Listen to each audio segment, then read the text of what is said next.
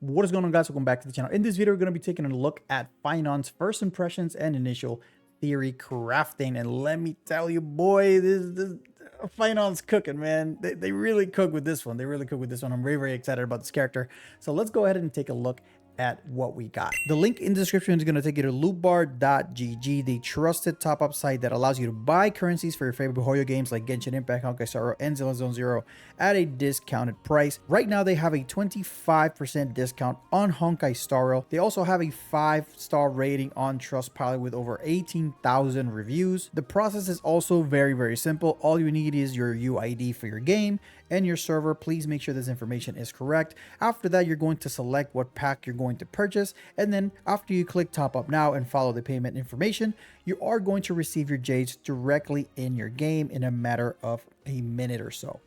All right. What? The process is very simple, fast, and easy. So click the link in the description and get your discount on your seller Jades over at lootbar.gg. All right, so as we already know, Phainon is a 5-star physical destruction character, and essentially Phainon is 2 characters in one.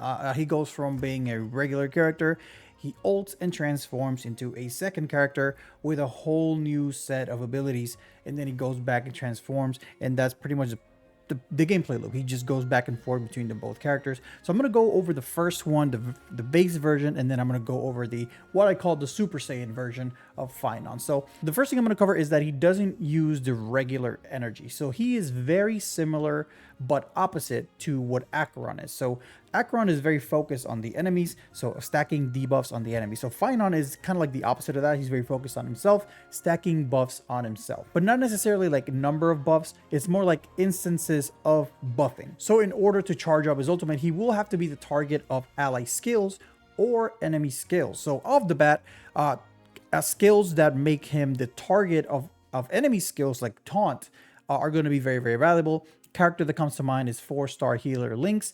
Obviously, Lynx's skill makes him gives him taunt, him being the destruction character. So not only gives him a ultimate stack by giving him the skill or the buff of the max HP and the healing over time, but it also makes him the target of the enemy's attack. So that gives him also, that's also going to bring him more stacks.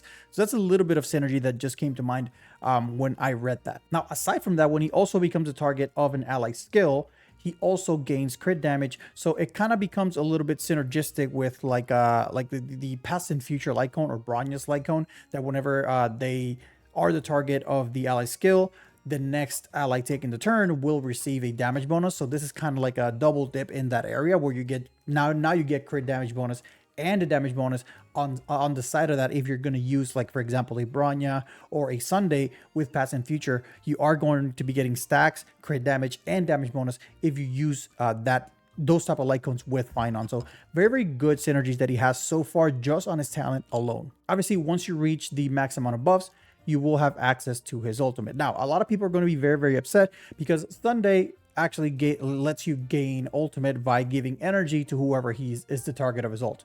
So now his ult is still going to make Phainon the target. So he is going to give him 1 stack for his ult, but 1 stack is not compared to 70 energy. However, there is a talent or a trait that he has that whenever he is the target, whenever Phainon is the target of an energy regeneration skill, he is going to gain another stack of ultimate. So technically, by Sunday ulting on Phainon, he's going to be getting 2 stacks, which is actually close to the 20% energy regeneration that Sunday already does with his ultimate. It's 16 or about 17% energy regeneration when you do 2 out of 12, which is not really 20%. It's like 17%, but it's close, so it's not totally useless.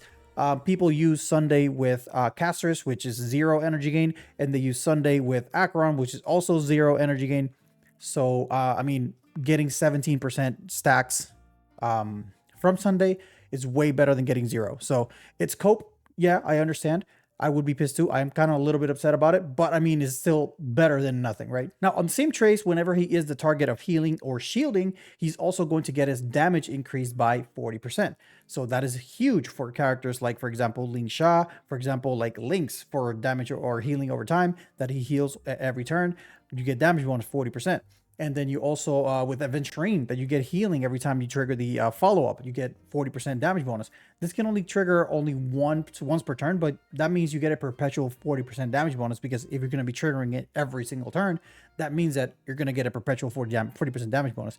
This gives me the impression that you're going to have the flexibility to run a attack sphere or a physical damage sphere. It doesn't matter what you run, because of that 40% damage bonus, and because of the next trace we're going to talk about, that he has the ability to get an extra up to 100% attack just by transforming, and by entering battle. He gets 50% for entering battle, 50% for ending a transformation. That means that he's gonna, first of all, he's gonna run an attack rope, because he doesn't use traditional energy, and secondly, he's gonna be running a speed boot. One, because of this trace, and second, because of something else we're going to be talking about a little bit later. And that leads me to believe that the physical damage orb is going to be a little bit better. However, it's not going to really matter at the end of the day, because he does have that 40% damage increase whenever he does receive healing and or shielding, which also means that you do want to run a sustain. They want you to run a sustained character with Phainon. Phainon has a very interesting technique. It's very reminiscent to Acheron, in which you can kind of kill small mobs in the overworld, but you can kill more than one. So you, first of all, when he's on the team, this is not a global passive. When he's on the team, your max technique points is going to increase by 3, so you're going to have a total of 8 now. And if you use 2 technique points, you're going to be able to use 2 technique points, and in a radius, you're going to be able to kill all the small mobs that are in there. If there are any elite mobs in there, or buffs, or like bosses and stuff like that, you're going to enter battle, and when you enter battle, all your allies are going to regenerate 25 energy, and that includes himself. And because of his trace, that means that he's going to gain 1 core flame, which is 1 energy for his ultimate. He's going to gain 2 Scourge, which is one of the stacks that we're going to talk about later on. This has 2 names, Scourge and Bruise, I think it's the other name. I'm pretty sure it's the same stack. And then 1 skill point, which is insane. And then also going to deal damage to everybody at the start of every wave. The 25 energy for every ally is crazy. This is going to enable a lot of supports to just be a lot more effective, essentially, and get active, and essentially frame 1. So we're going to have to wait and see. I haven't done the math for all of the supports, how this will impact them, but I'm sure this will be super insane for a lot of those. Now, moving on to his basic, he has regular basic, just a single target hit to whoever enemy you target. His skill, his first skill, right? Remember, he has a transformation, which we're going to talk about later. Another skill, him being a destruction character, is going to hit a single target for some damage, and then blast damage for the adjacent targets. It is going to give him 2 points of his ultimate, right? So, yeah, that's pretty much it. Just gain 2 points of the ultimate stacks. All right, the ultimate is where he gets a little bit insane. You trigger the ultimate once you get the required amount of stacks. He can stack a few stacks over the limit. So kind of like how Acheron works as well. But once he triggers the ultimate, he's going to transform and essentially kind of like go Super Saiyan, you know? Don't come at me, guys. I don't have the best skills in Photoshop. Don't come at me. But essentially, he's going to go Super Saiyan. He's going to pretty much kick off the rest of the team out of the fight. He's going to just tell everybody, hey, get out of here. Let me handle him. Let me at him. He's going to trigger a domain expansion, break the field. Essentially, Goku versus Frieza. You know what I'm saying? Like, he's going to tell everybody, get out of here. Let me at him. Let me just 1v whatever. All of them. Essentially, he's going to implant the fear of God himself into all of the enemies, and they're all going to gain physical weakness. That's these are the first things that are going to happen now, right? So all the enemies have physical weakness. The field is different. It's going to be like a territory, kind of like how Castorus does it, and he's going to go Super Saiyan. Now he's going to gain 8 actions, but these actions do not count as actual turns. They count as extra actions, right? So the buffs that he has currently are going to remain on him. So think of it as like Zila, right? Whenever you trigger Resurgence, how it counts as an extra action and not an extra turn, which means that whatever buffs he had are going to remain on him throughout the entirety of those 8 actions. Now, the speed is going to be, he's going to have less speed. It's going to be about a fraction, like I think about 60% of his base speed, which means that you're going to want him to be as fast as possible, I think, because he's going to be ultra slow, and you don't want him to be too slow, because if he dies while he's in the state, he doesn't technically die all the way, but he will end up dealing a lot less damage, right? So you don't want that. You don't want him to be too slow, but you don't want him to be too fast. So you want him to have a good sweet spot. And don't worry, I will try to get you the exact numbers, but that'll come way later when we know more information. Now, as part of the ultimate, when the last of the 8 actions are done, he's going to launch a essentially a devastating final attack that is going to deal a big attack distributed among the remaining enemies. So the less amount of enemies that are available by the time this attack comes up, the more damage is going to be dealt across the enemies that are remaining. So if there's 3 enemies, and let's say the multiplier is 900 damage, 900%, then it's going to be 300, 300, 300. And if it's like 1 enemy, then it's going to be 900 on the 1 enemy. So it's going to be evenly distributed across all enemies. And that is just the ultimate, right? Now, while he is transformed throughout those 8 actions, right, he's going to gain access to an enhanced basic and 2 enhanced skills. The enhanced basic is going to hit the main target for a certain amount of damage, and then hit the adjacents for a fraction of the main target's damage, and gain him 2 stacks of some stack. I don't know the name, but 2 stacks, right? I don't know if these are going to require skill points or not. I don't know how it works. I don't assume so because, yeah, I don't know how it's going to work, but I don't know if they're going to require skill points or not. But he's going to gain 2 stacks by the basic attack. Now, the enhanced skill, the other enhanced skill, or the first enhanced skill, I should say, is going to gain a number of stacks depending on how many enemies are available on the field. So for this instance, he's going to gain 3 extra stacks. So this would be a total of 5 stacks at this point, right? He has a total of 5 stacks. And then right after that, he's going to make all the enemies take immediate action, and he's going to gain 1 stack of what we're going to call Blaze. He's going to gain 1 Blaze. What Blaze does is that whenever he takes damage, he's going to take 75% reduced damage. And then after an enemy takes action, he's going to increase the amount of Blaze that he has. So essentially, since he's going to advance all the enemies to take action, after, let's say, this enemy hits him, he's going to increase this stack of Blaze to 2 Blaze. And by the time all the enemies go, he's going to have, this is 1 Blaze, 2 Blaze, 3 Blaze. So he's going to have a total of 3 Blaze by the time all the enemies go, right? So at the end of all 3 enemies rotations, he's going to have a total of 5 stacks of these and 3 Blaze. Now, at the end of all this, whenever all the enemies go, he's going to launch a counter, which will deal damage to all enemies, which we're going to go over the numbers in another video because I'm not going to break down all the numbers right now. And then he's going to dispel all the number of Blaze, and per stack of Blaze, he's going to increase the multiplier of the damage that he just dealt by 20% of the original multiplier. So this can stack up. It can go up to 100% of the damage. So you can double the amount of damage, or not double. You can increase it to, you can increase the multiplier by about 100%, which is a lot of damage. Yeah, so this skill is going to do quite a decent chunk of damage, if I do say so myself. So yeah, insane skill. It sounds very complex, but it's actually very easy. Just to recap real quick, he's going to do the skill. He's going to gain stacks depending on how many enemies are in the field, make them go, and then for every one enemy that goes, he's going to gain a Blaze. And then at the end of every enemy's attack, not at the end of all the enemies' attacks, he's going to launch a counter, and then per every Blaze that he had, he's going to increase that counter's damage, I guess. And that's pretty much what that skill does. All right, the next one, the next skill is going to be his big nuke skill. We're going to remain with the 5 stacks because you're going to use the second skill to kind of stack up these bruise skills, right? And let's say we only have 5 stacks. The last skill is going to be his big nuke, like big PP damage skill, right?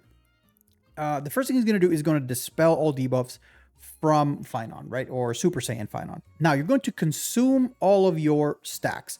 Then per stack consumed, you're going to deal 4 instances of damage equal to a percentage of his attack. So every stack is 4 instances of damage. So this right here is 20 instances of damage, right? So let's say each instance of damage is 40% of his attack, right? 40% of his attack times 5, that's already 200%. And that is per stack. So that times 5, that's already 1,000, right? That's already 1,000 with only 5 stacks, right? Now, when you consume, and that's only the first part of the ability. Now, when you consume 4 or more points of these stacks, additionally, after that, you are going to launch a pretty much like a spirit bomb and hit all of the remaining enemies by another big chunk of multiplier. that is equally distributed among the remaining enemies that are on the field still. So let's say with this massive chunk of damage, you hit all 3 of these enemies, and then you kill these 2, right? And then let's say alive are it's only this one, right? Then the Spirit Bomb is only going to hit this one. I think this ultimate or this skill has a max cap of I think 1170 multiplier. So the max multiplier you can get is 1170, I think, which is quite a lot if I do say so myself. It's a really big multiplier. It's pretty much the biggest multiplier I think we have in the game. So yeah, essentially what you want to do is load up your Phainon with as many buffs or instances of buffs as possible. So you want to heal him or trigger healing, because healing gives him buffs, and healing gives him stacks. Healing gives him damage bonus or shields. It could be either or for all those Aventurine lovers.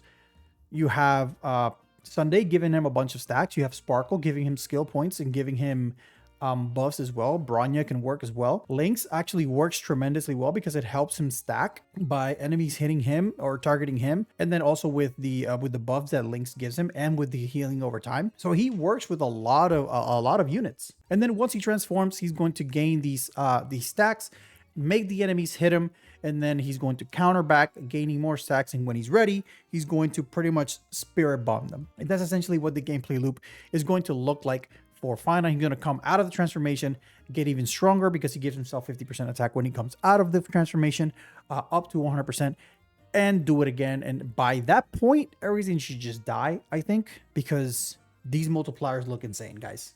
They just look crazy.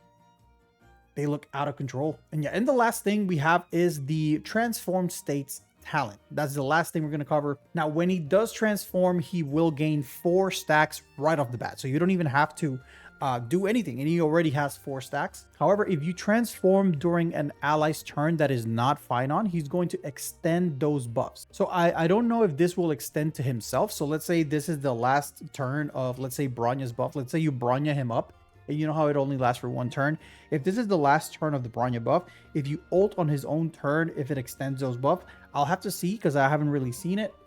But if that's how it works, then it works fantastically. Now, while he's transformed, his attack is increased by 80%, and his max HP is also increased. And whenever he attacks, he also heals. And also, when he would be killed, let's say he takes too many hits and he would have died. Instead of dying, he would immediately take his turn and use the final hit. But if he has remaining actions, per remaining action, he will just deal less damage, right? So that's pretty much what it is. It's not really nothing insane here. The only thing that's really crazy is that whenever you do transform, you gain the 4 points of the 4 stacks, which is really strong, because that makes it to where you can just go straight out into the into the big skill, like hit him right off the bat with the big nuke, consume the 4 stacks, and just wreck them. You know what I'm saying? Like it's really good. So yeah, guys, let me know what you guys think in the comment section below. Yeah, Phainon looking kind of nuts. I'm not gonna lie.